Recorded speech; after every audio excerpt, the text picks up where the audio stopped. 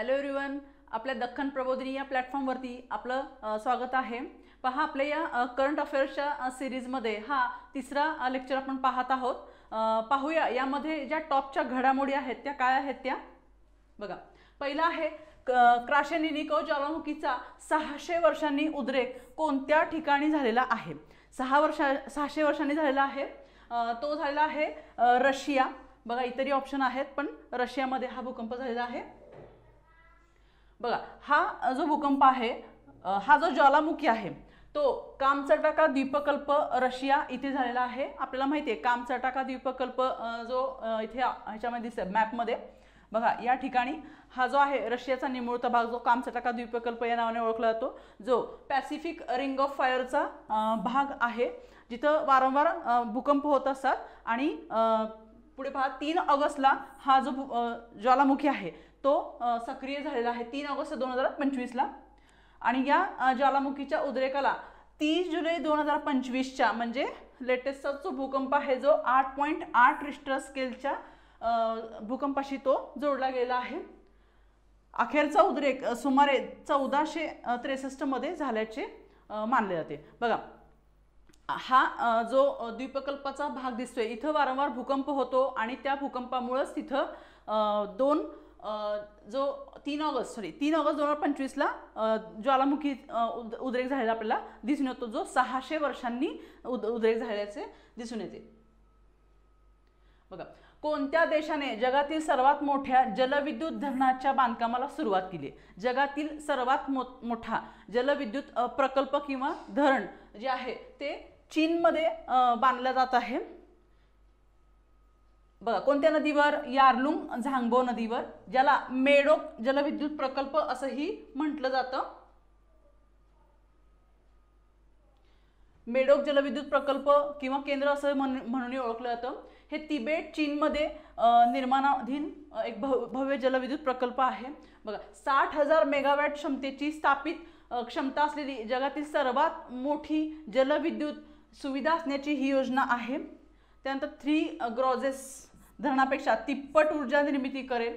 वार्षिक ऊर्जा निर्मिती क्षमता 300 दशलक्ष मेगावॅट तास आहे।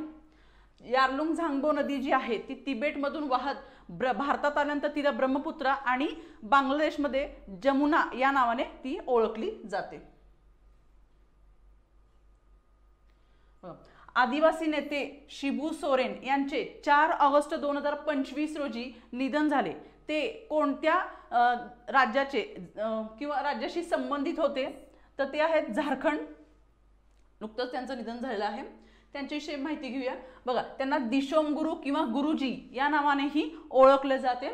बघा, आता यावर प्रश्न येऊ शकतो, ते कोणत्या आजाराशी संबंधित होते हा प्रश्न नक्कीच विचारतात। मग ते किडनीच्या आजाराशी संबंधित होते किंवा मूत्रपिंडाशी संबंधित आजार त्यांना होता। 1972 मध्ये झारखंड मुक्ती मोर्चाची म्हणजे JMM ची स्थापना त्यांनी केलेली होती। ती स्थापना कशासाठी केली होती? तर बिहार राज्यातून स्वतंत्र झारखंड राज्याची निर्मिती करण्याचा त्यांचा उद्देश होता। या दृष्टिकोनातून त्यांनी JMM ची म्हणजे झारखंड मुक्ती मोर्चाची स्थापना केली होती।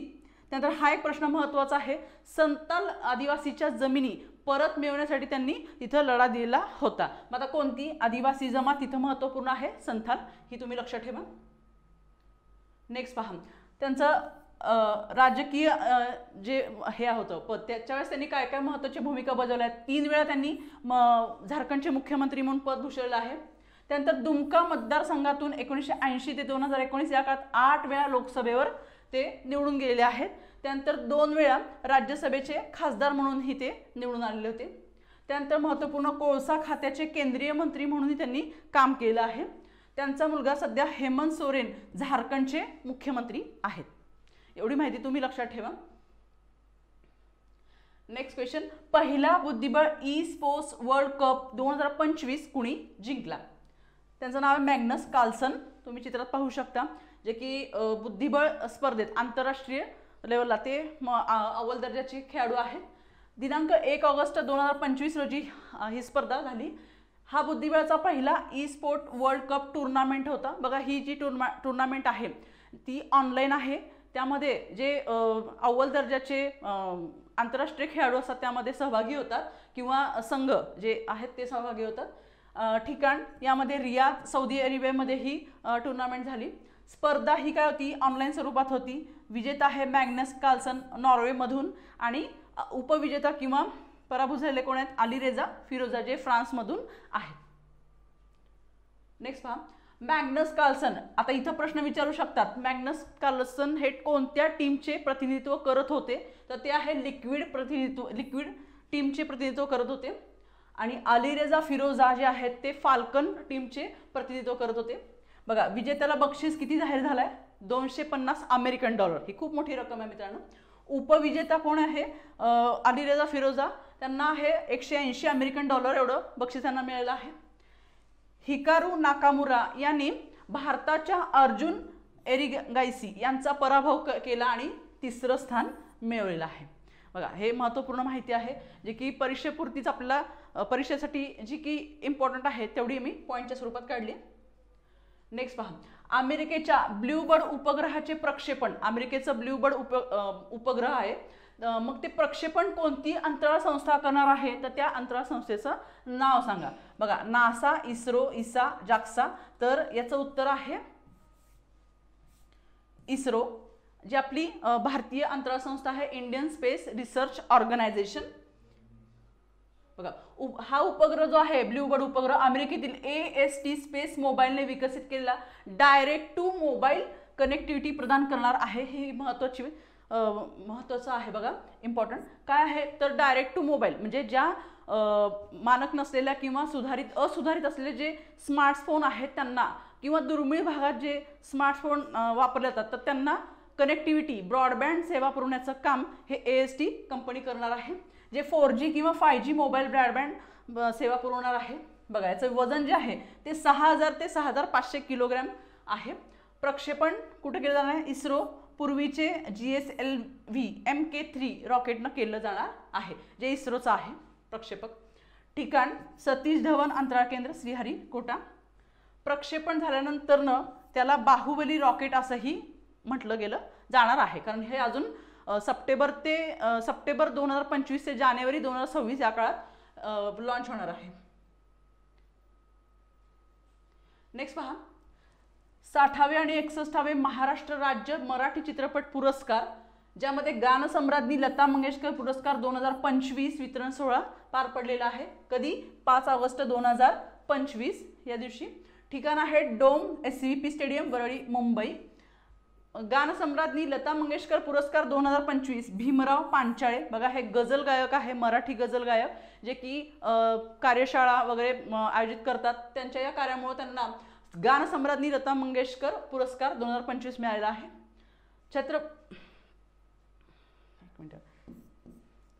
कैलासवासी व्ही शांताराम जीवन गौरव पुरस्कार 2024 हा महेश मांजरेकर यांना मिळालेला आहे। बघा महेश मांजरेकर तुम्हाला माहिती आहे की भारतीय चित्रपट जे हिंदी असेल मराठी असेल याच्यामध्ये दिग्दर्शनाचं काम केलं आहे, अभिनयाचं काम केलं आहे, तर त्यांच्या या कार्याबद्दल त्यांना जीवन गौरव कुणाचा तर कैलासवासी व्ही शांताराम पुरस्कार मिळालेला आहे। नेक्स्ट पहा, कैलासवासी व्ही शांताराम विशेष योगदान पुरस्कार 2024 मुक्ता बर्वे यांना मिळालेला आहे। बघा मुक्ता बर्वे तुम्हाला माहिती आहे नाट्य चित्रपट मालिका असतील या सर्वांमध्ये यांनी भूमिका महत्त्वपूर्ण पार पडलेल्या आहेत, त्या प्रसिद्ध अभिनेत्री, त्या यशस्वी अभिनेत्री म्हणून आहेत, त्यामुळे त्यांना विशेष योगदान जो की कैलासवासी व्ही शांताराम पुरस्कार मिळालेला आहे। बघा नेक्स्ट आहे स्वर्गीय राज कपूर जीवन गौरव पुरस्कार 2024 अनुपम खेर यांना मिळालेला आहे। बघा अनुपम खेर हे तुम्ही सर्वज्ञात आहात की ज्यांचे पिक्चर 500च्या वर त्यांनी अभिनय केलेले आहेत, त्याचबरोबर त्यांनी पुण्यामध्ये जे भारतीय चित्रपट आणि दूरदर्शन जी संस्था आहे त्याच्यामध्ये त्यांनी अध्यक्ष म्हणून देखील आहेत, त्यामुळे त्यांना स्वर्गीय राज कपूर जीवन गौरव पुरस्कार मिळाला आहे 2024चा। त्यानंतर स्वर्गीय राज कपूर विशेष योगदान पुरस्कार 2024 काजोल देवगणना मिळाला। आता यांना कुणी ओळखत नाही असं होणारच नाही, काजोल यांनी बरेच अभिनय जी मुख्य भूमिका असेल अभिनेत्रीच्या त्या पार पाडलेल्या आहेत, त्यामुळे त्यांना या विशेष योगदान स्वर्गीय राज कपूर विशेष योगदान पुरस्कार 2024 मिळालेला आहे। नेक्स्ट पहा, भारतातील कोणत्या पेमेंट सिस्टीमने एका दिवसात 700 दशलक्ष व्यवहारांचा टप्पा गाठला आहे। बघा पेमेंट सिस्टीम वेगवेगळ्या आहेत, तुम्हाला माहिती आहे की डेबिट कार्ड असेल, क्रेडिट कार्ड असेल, त्यानंतर NEFT असेल, त्यानंतर मोबाईल वॉलेट असेल, नेट बँकिंग असेल, UPI असेल, त्यानंतर प्रीपेड पेमेंट्स असतील, या सर्व काय आहेत पेमेंट सिस्टीम आहेत. मग एका पेमेंट सिस्टीमनं एका दिवसामध्ये 700 दशलक्ष व्यवहारांचा टप्पा गाठला आहे. तर ती आहे युनिफाईड पेमेंट इंटरफेस UPI, ज्याला आपण रोजच्या दैनंदिन ह्याच्यामध्ये काही घ्यायचं झालं एखादी वस्तू तर आपण लगेच त्या UPIचा वापर करून पैसे पेड करतो. बघा याविषयी माहिती पाहूया. दिनांक 2 ऑगस्ट 2025 याच रोजी 700 दशलक्ष व्यवहारांचा टप्पा गाठलेला आहे. बघा 707 दशलक्ष म्हणजे 70,07,00,000 व्यवहारांचा टप्पा गाठलेला आहे. ही पहिलीच वेळ आहे जेव्हा UPIने एका दिवसामध्ये 700 दशलक्ष व्यवहारांचा आकडा ओलांडला. UPIने दैनंदिन व्यवहाराच्या बाबतीत जागतिक पेमेंट जायंट व्हिसाला देखील मागे टाकलेला आहे. UPI आता भारतातील 85% काय डिजिटल व्यवहार चालवते.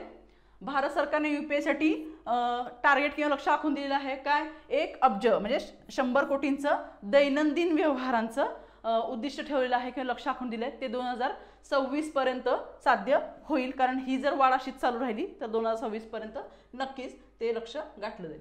बघा जम्मू काश्मीरचे 10वे आणि अंतिम राज्यपाल म्हणून कोणत्या नेत्याने आपले पद भूषवलेलं आहे.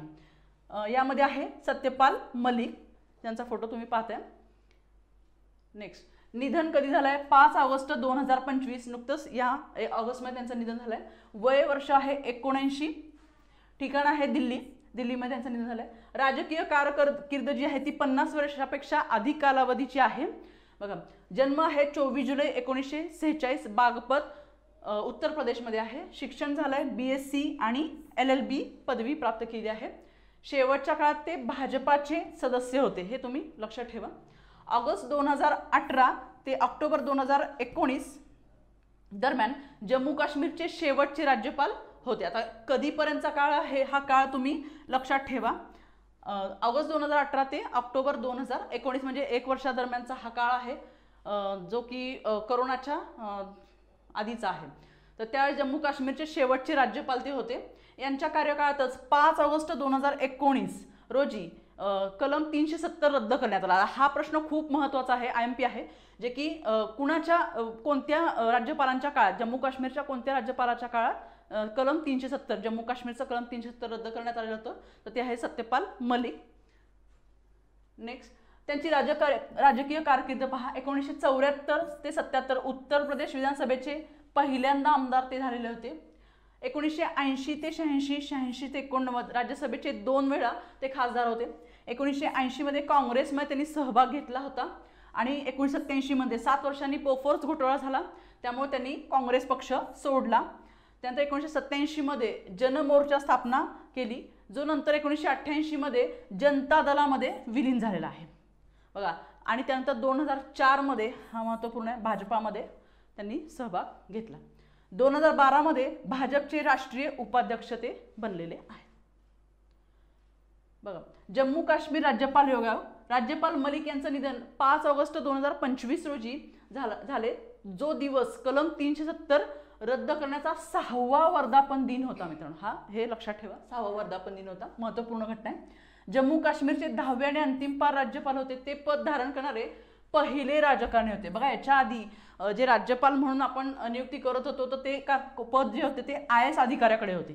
ठीक आहे, त्यामुळं हे 10वे आणि अंतिम राज्यपाल होते. त्यांनी भूषवलेली राज्यपाल पदे कोणकोणती आहेत बघा. हे जवळपास 5 राज्यपाल पदे त्यांनी भूषवली आहेत 5 राज्यांचे: बिहार, ओडिसा, जम्मू काश्मीर, गोवा आणि मेघालय. मग यांचे सन तुम्ही लक्षात ठेवा. 2017-18 बिहार राज्यपाल, 18ला ओडिसा राज्यपाल अतिरिक्त कार्यभार, 2018-19 जम्मू काश्मीर राज्यपाल, 2019-20 गोवा राज्यपाल आणि 2020-22 मेघालय राज्यपाल. हे तुम्ही लक्षात ठेवा राज्यपाल. बघा next world wide web WWW. आपण जेव्हा सर्च करतो गुगलवर तेव्हा WWW टाईप करतो आणि सर्च करत असतो, तर तेव्हा त्याचा वर्ल्ड वाईड वेब दिन कधी साजरा केला जातो तर ते आहे 1 ऑगस्ट. या दिवशी आपण वर्ल्ड वाईड वेब दिन साजरा करत असतो. बघा याची माहिती. वर्ल्ड वाईड वेबच्या शोधाचा सन्मान करण्यासाठी हा दिवस साजरा केला जातो. हा दिवस 1989 सन CERN सनमध्ये असताना इंग्रजी संगणक शास्त्रज्ञ टिम बर्नर्स ली यांनी वेबचा शोध लावला, हे महत्त्वपूर्ण आहे. संवाद आणि शिक्षणाच्या पद्धतीत क्रांती घडवून आणलेली आहे, ज्यामुळे जगभरातील लोकांना एकमेकांशी जोडणे सोपे झालेले आहे. बघा आपण world wide web WWW type करून आपण मनोरंजन मिळवू शकतो किंवा शिक्षण घेऊ शकतो किंवा ऑनलाईन खरेदी करू शकतो, ह्या किंवा एखादी माहिती सर्च करायची असेल ती करू शकतो. म्हणून आपल्याला या दिन साजरा केला पाहिजे किंवा ह्याचं महत्त्व ओळखलं पाहिजे. बघा 2025ची वर्ल्ड वाईड वेबची थीम काय आहे? Empowering the future, building and inclusive, safe and open web, ही 2025ची थीम आहे. नेक्स्ट, जागतिक स्तनपान दिन सप्ताह कधी साजरा केला जातो? बघा 1 ते 7 ऑगस्ट हे त्याचं उत्तर आहे. याचं महत्त्व काय आहे ते पाहूया. मुख्य उद्देश आहे माता आणि बाळांसाठी स्तनपानाचे महत्त्व आणि फायदे लोकांपर्यंत पोहोचवणे. दरवर्षी 1 ते 7 ऑगस्ट दरम्यान 120हून अधिक देशांमध्ये हा सप्ताह साजरा केला जातो. मग 2025ची थीम काय? Priorities breast feeding, create sustainable support system, अशी त्याची थीम आहे. नेक्स्ट पहा, कोणत्या संघाने वर्ल्ड चॅम्पियनशिप ऑफ लिजेंड्स म्हणजे WCL 2025 चे विजेतेपद जिंकले आहे? ते आहे दक्षिण आफ्रिका, साऊथ आफ्रिका. तुम्ही बघू शकता. उपविजेता ठरलेला आहे पाकिस्तानच्या संघाला पराभूत केलेला आहे दक्षिण आफ्रिकेनं. दिनांक 2 ऑगस्ट 2025 रोजी ही चॅम्पियनशिप झालेली होती. ठिकाण आहे एजबेस्टन स्टेडियम, बर्मिंगहॅम इथं ती खेळली गेली होती. ही स्पर्धा एक खाजगी लीग आहे. बघा यामध्ये जे सेवानिवृत्त झालेले दिग्गज क्रिकेटर आहेत तर ते सहभाग घेत असतात. WCL जी प्रायव्हेट लीग आहे ती ह्या 2025ला अजय देवगणच्या कंपनीद्वारे आयोजित केलेली होती, हे तुम्ही लक्षात ठेवा. नेक्स्ट क्वेश्चन, प्रथमच सुरू करण्यात आलेला छत्रपती शिवाजी महाराज महावारसा पुरस्कार 2025 कोणाला देण्यात आलेला आहे? बघा यामध्ये अखिल भारतीय महाराष्ट्र गिर्यारोहण महासंघ याचा उल्लेख करता येईल. विविध क्षेत्रामध्ये ऐतिहासिक वारसा स्थळांचे जतन संवर्धन करणाऱ्या ज्या किंवा जागतिक स्तरावर या वारसा स्थळांची ओळख निर्माण करून देणाऱ्या ज्या संस्था आहेत किंवा व्यक्ती आहेत त्यांना 2025 पासून नुकतंच म्हणजे याच वर्षीपासून हा सांस्कृतिक पुरस्कारांतर्गत देणारा पुरस्कार दिला जातो. बघा पुरस्काराचे स्वरूप काय आहे? प्रत्येकी 3 लाख रुपये, त्यानंतर प्रमाणपत्र, मानचिन्ह आणि शाल या स्वरूपात तो पुरस्कार दिला जातो. आपण पाहत आहोत इथं जे अखिल महाराष्ट्र गिर्यारोहण महासंघाचे जे हे आहेत पार्टनर किंवा सदस्य ते त्यांना पुरस्कार घेताना दिसत आहे. नेक्स्ट पाहूया, छत्रपती शिवाजी महाराज महावारसा पुरस्कार 2025 कोणत्या व्यक्तीला देण्यात आलेला आहे? बघा हा सुद्धा प्रश्न येऊ शकतो, कोणत्या व्यक्तीला देण्यात आलेला आहे? ते आहेत विशाल शर्मा, जे की भारताचे प्रतिनिधित्व असतील करणारे किंवा राजदूत आहेत. युनेस्कोमध्ये भारताचे प्रतिनिधित्व करतात. त्यांनी इतर देशांच्या राजदूतांना महाराष्ट्रातील किल्ल्यांना युनेस्कोचा दर्जा का दिला जावा हे त्यांना सांगितलेलं आहे. त्यांच्या कार्यामुळं महाराष्ट्रातील इव्हन तमिळनाडूतील जिंजी किल्ला या 11 किल्ल्यांना, शिवरायांच्या 11 किल्ल्यांना युनेस्कोचा दर्जा मिळाला आहे. बघा शिवरायांच्या किल्ल्यांना युनेस्कोचा दर्जा मिळवून देण्यात त्यांचं योगदान महत्त्वपूर्ण मानलं गेलं आहे. म्हणून विशाल शर्मा यांना आपला जो छत्रपती शिवाजी महाराज महावारसा पुरस्कार 2025 देण्यात आलेला आहे. नेक्स्ट पहा, कोपा अमेरिका फेमिना महिला फुटबॉल स्पर्धा 2025 चे विजेतेपद कोणी जिंकलेले आहेत? ते आहे ब्राझीलनं विजेतेपद घेतलेलं आहे. त्यांनी कोलंबियाला हरवलं आहे. बघा दक्षिण अमेरिकेतील ही महिला फुटबॉल स्पर्धा आहे. 11 जुलै ते 2 ऑगस्ट या दरम्यान 2025 या दरम्यान ती आयोजित केलेली होती. इक्वेडोरमध्ये ती आयोजित करण्यात आलेली होती. नेक्स्ट, कोणत्या राज्याने प्रत्येक घरामध्ये हाय स्पीड इंटरनेट पुरवण्यासाठी हर घर फायबर उपक्रम सुरू केला आहे? ते राज्य आहे भारतातील बिहार. बिहार राज्यामध्ये सर्वप्रथम हर घर फायबर उपक्रम सुरू केला आहे. यामध्ये काय सांगता येईल की जे आपण घरामध्ये ब्रॉडबँड सेवा घेतो तर ते प्रत्येक दुर्गम भागात असेल. आता ह्या बिहारमध्ये जे की प्रत्येक गावं जोडण्यासाठी हाय स्पीड इंटरनेटद्वारे ही गावं जोडली जाणार आहेत, हा त्याचा उद्देश आहे. नेक्स्ट मुलींच्या उच्च शिक्षणाला चालना देण्यासाठी मुख्यमंत्री निजुत मोयना 2.0 ही कोणत्या राज्याने प्रथम सुरू केली आहे? ते राज्य आहे आसाम. आसाम राज्याचे मुख्यमंत्री आपण पाहतोय चित्रामध्ये हेमंत बिस्वा शर्मा यांनी गुवाहाटीमध्ये मुख्यमंत्री निजुत मोयना 2.0 योजना सुरू केली. या योजनेअंतर्गत मुलींना उच्च शिक्षणासाठी दरमहा आर्थिक मदत दिली जाते. ही योजना शालेय गळती कमी करून मुलींना साधारणपणे सक्षम करण्यासाठी हा त्याचा उद्देश आहे. सर्व कुटुंबातील मुलींना ही योजना प्रोव्हाइड केली जाणार आहे. नेक्स्ट पहा, 2025च्या जी.पी. बिर्ला मेमोरियल पुरस्काराने कोणाला सन्मानित करण्यात आलेला आहे? ते आहेत डॉक्टर व्ही नारायणन, जे इस्रोचे प्रमुख आहेत. जी.पी. बिर्ला मेमोरियल पुरस्कार हा भारतातील वैज्ञानिक, शैक्षणिक आणि सांस्कृतिक क्षेत्रातील एक अत्यंत प्रतिष्ठेचा समजणारा पुरस्कार आहे किंवा सन्मान आहे. बघा, दूरदृष्टी असलेल्या उद्योगपती, समाजसेवक श्री घनश्यामदास बिर्ला यांच्या स्मरणार्थ हा सुरू केला आहे. घनश्यामदास बिर्ला जे होते ते प्रसिद्ध उद्योगपती होते, त्याचबरोबर समाज कारणामध्ये त्यांनी ते सक्रिय होते. त्यांच्या कार्याबद्दलच हा पुरस्कार सुरू केला आहे. आणि बघा, जे वैज्ञानिक संशोधन असेल, शिक्षण असेल, कला क्षेत्र असेल, यामध्ये जे अव्वल दर्जाचे कामगिरी किंवा योगदान देणारे व्यक्ती आहेत, त्या व्यक्तींना हा पुरस्कार दिला जातो. बघा, हे चित्र आहे व्ही नारायण यांचं, जे की इस्रोचे प्रमुख आहेत. याबद्दल माहिती जाणून घ्या. बघा, डॉक्टर व्ही नारायणन यांचे इस्रोमध्ये क्रायोजेनिक प्रपोल्शन, वायू स्वरूपातील इंधनांची तंत्रज्ञान प्रणाली या क्षेत्रात विशेष योगदान आहे. त्यांनी इस्रोमधील एक महत्त्वाचे केंद्र जे की लिक्विड प्रपोल्शन सिस्टीम सेंटर LPSCचे संचालक म्हणूनही कार्य केलं आहे. यांच्या नेतृत्वाखाली मग कोणकोणते मोहिमा राबवल्या गेल्या आहेत किंवा बघा, गगनयान असेल, चंद्रयान 3 असेल आणि आदित्य L1 या महत्त्वाच्या भारतीय मोहिमांचे यशस्वी तांत्रिक नियोजन आणि चाचण्या ह्या पार पाडलेल्या आहेत. इस्रोच्या अंतराळ मोहिमांना त्यांनी जागतिक दर्जाचे तंत्रज्ञान आणि नाव दिलेलं आहे. बघा, यामध्ये कुणाकुणाला अजून मिळालेला आहे जे.पी. बिर्ला पुरस्कार? बघा, हा आहे APJ अब्दुल कलाम, जे की क्षेत्र आहे त्यांचं विज्ञान, राष्ट्रपती, त्यांना आपण मिसाईल मॅन म्हणून ओळखतो. डॉक्टर कस्तुरीरंगन, इस्रोचे माजी अध्यक्ष, इस्रोसाठी त्यांनी मोठं योगदान दिलं आहे. डॉक्टर व्यंकटरमण, जे की रामकृष्ण नोबेल विजेते आहेत आणि रसायनशास्त्र संशोधन म्हणूनही त्यांनी उल्लेखनीय कामगिरी केलेली आहे. या सर्वांना हा जो पुरस्कार आहे, जो की आपण पाहिला आताच, जी.पी. बिर्ला मेमोरियल पुरस्कार, या पुरस्काराने सन्मानित करण्यात आलेलं आहे. बघा, 2025चा 43वा लोकमान्य टिळक राष्ट्रीय पुरस्कार कोणाला देण्यात आलेला आहे? तर ते आहेत नितीन गडकरी. बघा, तुम्हाला दिसत आहे नितीन गडकरी यांना जो पुरस्कार मिळाला आहे तो 1 ऑगस्टला राष्ट्र निर्मितीतील योगदानाबद्दल हा पुरस्कार त्यांना देण्यात आलेला आहे.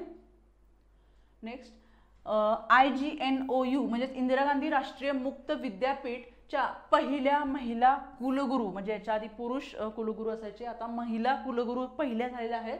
तर यांचं नाव आहे उमा कांजीलाल. बघा, उमा कांजीलाल तुम्हाला दिसत आहेत. IGNOUची स्थापना कधी झाली? 1985. किंवा हा प्रश्न येऊ शकतो.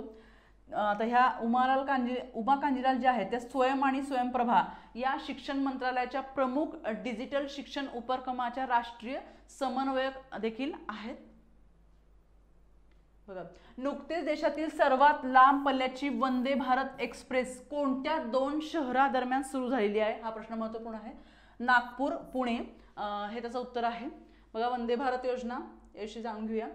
पहिली सेवा सुरू करण्यात आलेली आहे. पंतप्रधान नरेंद्र मोदी यांच्या उद्घाटनाने सुरू केली आहे 15 फेब्रुवारी 2019ला, म्हणजे 6 वर्षांपूर्वी ही योजना, ही सेवा जी आहे वंदे भारत सेवा ती सुरू करण्यात आलेली आहे. बघा, अंतर जी की पुणे नागपूर 881 किलोमीटर आणि ही वंदे भारत जी एक्सप्रेस आहे ती 12 तासात ते अंतर कापणार आहे. विदर्भातील 4थी वंदे भारत एक्सप्रेस आहे. देशातील सर्व वंदे भारत एक्सप्रेस गाड्यांपैकी सर्वात लांब अंतर कापणारी ही एक्सप्रेस आहे. याविषयी एवढी माहिती देत आहे. नेक्स्ट पहा, देशातील पहिली स्वदेशी मलेरिया विरोधी लस ॲड फॉल्सी वॅक्स कोणत्या संस्थेनं विकसित केली आहे? तिचं नाव महत्त्वपूर्ण आहे, ॲडफॉल्सी वॅक्स, जी ICMR Indian Council of Medical Research यांनी सुरू केली आहे. याविषयी जाणून घेऊया. बघा, भारतामध्ये वैद्यकशास्त्रातील बायोमेडिकल संशोधनाला उत्तेजन देणारी ही संस्था आहे, जिची स्थापना 1911 मध्ये झालेली आहे. त्यावेळेस तिचं नाव काय होतं? ARFA, आणि 1949 मध्ये नाव बदलून ICMR म्हणजेच जे की Indian Council of Medical research असं देण्यात आलेलं आहे. ही एक शासकीय संघटना आहे, जिचं मुख्यालय दिल्ली येथेच आहे आणि सचिव व सरसंचालक डॉक्टर बलराम भार्गव हे आहेत. पुढचा, सबॅटिकल रजा योजना सुरू करणारे भारतातील पहिले राज्य कोणते आहे? तर ते राज्य आहे सिक्कीम. बघा, सिक्कीम या राज्यांनी सबॅटिकल रजा जी आहे ती सुरू केली आहे. मग ही योजना नक्की काय आहे किंवा तिचं वैशिष्ट्य काय आहे? तर बघा, जे सरकारी कर्मचारी आहेत सिक्कीममधले, तर त्यांना सलग 5 वर्षाची जे काम केलं आहे त्या 5 वर्षानंतरच त्यांना ही योजनेचा फॉर्म भरता येऊ शकतो. ही रजा किमान 365 दिवसापासून ते कमाल 1080 दिवसापर्यंत म्हणजे जवळपास 3 वर्षांचा कालावधीपर्यंत त्यांना रजा घेता येऊ शकते. बघा, यामध्ये वेतनाचा काय हे आहे, तर रजेच्या काळामध्ये त्यांच्या मूळ वेतनाच्या 50% रक्कम त्यांना मिळणार आहे. नोकरी सुरक्षित आणि सेवाज्येष्ठता ही कायम राहणार आहे. त्याचबरोबर काही विशेष परिस्थितीमध्ये जर गरज पडली तर सरकार 1 महिन्याची नोटीस देऊन त्यांना परत त्या कर्मचाऱ्यावर कामावर बोलू शकते. अशा प्रकारे ही योजना आपल्याला इथं सांगता येईल. मग मित्रांनो, आपण ज्या करंट अफेअर्सच्या घडामोडी पाहतो त्या टॉपच्या आहेत, तर तुम्ही त्याचा वारंवार अभ्यास केला तर तुम्हाला त्या जास्तीत जास्त लक्षात राहता येईल. तर हा जो व्हिडिओ आहे तो तुम्हाला कसा वाटला किंवा याचा तुम्ही पुढं ह्या चॅनलला सबस्क्राईब करा, फॉलो करा, शेअर करा. धन्यवाद.